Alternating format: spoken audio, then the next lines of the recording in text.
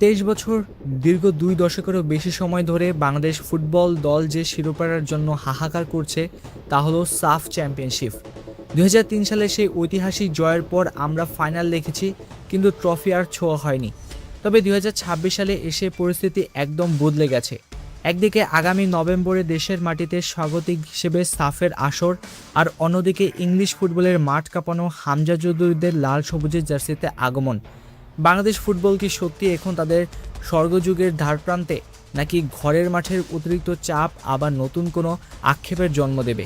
আজকের বিশ্লেষণে আমরা গভীরে গিয়ে দেখব বাংলাদেশ ফুটবলের এই নতুন বিপ্লব কতটা বাস্তব।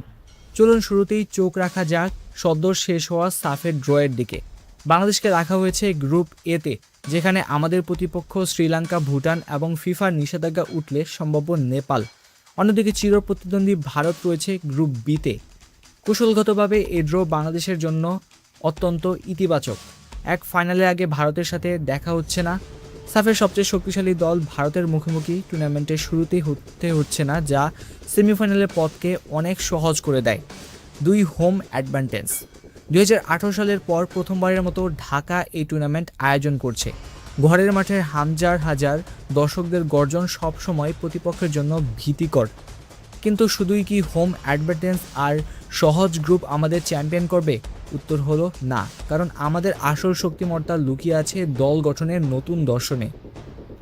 বাংলাদেশ ফুটবলের বর্তমান সবচেয়ে বড় টার্নিং পয়েন্ট হলো প্রবাসী ফুটবলারদের অন্তর্ভুক্তির বিপ্লব।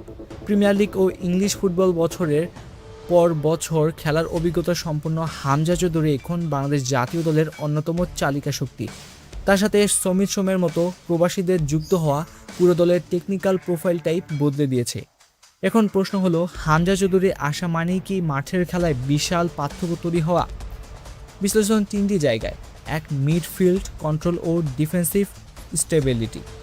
এতদিন বাংলাদেশ দলের প্রধান দুর্বলতা ছিল মাঝ মাঠে বল ধরে রাখা এবং প্রতিপক্ষের কাউন্টার অ্যাটাক রোখা।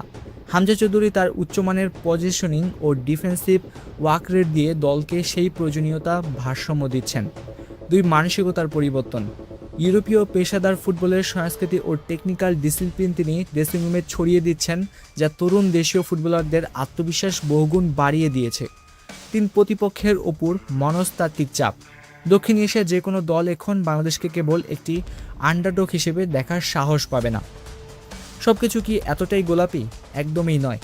অতি আশাবাদী হওয়ার আগে আমাদের বাস্তবমুখী কিছু চ্যালেঞ্জের কথা মাথায় রাখতে হবে। চ্যালেঞ্জ 1, অ্যাটাকিং ফিনিশিংয়ের অভাব। মিডফিল্ড শক্তিশালী হলেও আক্রমণ ভাগে গোল করার জন্য নির্ভরযোগ্য স্ট্রাইকারের অভাব বাংলাদেশে এখনও বিদ্যমান। সুযোগ তৈরি হলেও তা গোলে পরিণত করতে না পারলে পুরো নিয়ন্ত্রিত খেলা ব্যর্থ হতে পারে। চ্যালেঞ্জ 2, প্রতিপক্ষের কাউন্টার অ্যাটাক ও সেট পিস। দক্ষিণ এশিয়ার ফুটবল ভুটান বা শ্রীলঙ্কার মতো দলগুলো সাধারণত লো ব্লকে ডিফেন্স করে এবং কাউন্টার অ্যাটাকের মনোযোগ দেয়। বাংলাদেশ যখন ঘরের মাঠে আক্রমণাত্মকভাবে খেলবে, তখন ডিফেন্সের পেছনের ফাঁকা জায়গা সামলানো হবে বড় পরীক্ষা। চ্যালেঞ্জ 3, হোম প্রেশার বা মনস্তাত্ত্বিক চাপ।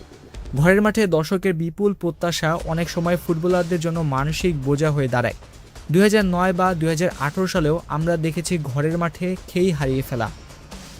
সংক্ষেপে বলতে গেলে 2026 এর এই সাফ কেবল আরেকটি টুর্নামেন্ট নয়, এটি বাংলাদেশ ফুটবলের নতুন যুগের প্রমাণ দেওয়ার মঞ্চ। 23 বছরের ট্রফি খরা কাটাতে হলে বাংলাদেশকে 3টি কাজ নিখুঁতভাবে করতে হবে। গ্রুপ পর্বের সহজ জয় নিশ্চিত করে সেমিফাইনালে আত্মবিশ্বাস বজায় রাখা, হামজা ও দেশীয় খেলোয়াড়দের মধ্যে সেরা সমন্বয় বজায় রাখা, 900 মিনিটের পুরো টুর্নামেন্টে টেকনিক্যাল ডিসিপ্লিন ধরে রাখা। দল কাগজে কলমে গত 2 দশকের মধ্যে সবচেয়ে শক্ত অবস্থানে আছে। এখন দেখার বিষয়, ঢাকার গ্যালারিতে কোটি লাল সবুজ ভক্তের স্বপ্ন সত্যি করে জামাল হামজারা কি পারবেন ট্রফিটি উঁচিয়ে ধরতে? আপনার কি মনে হয় হামজা চৌধুরীকে নিয়ে বাংলাদেশ কি এবার সাফের ট্রফি ঘরে তুলতে পারবে? আপনার মতামত কমেন্ট বক্সে জানান। ভিডিওটি ভালো লাগলে লাইক ও শেয়ার করতে ভুলবেন না। দেখা হবে পরবর্তী বিশ্লেষণে। ধন্যবাদ।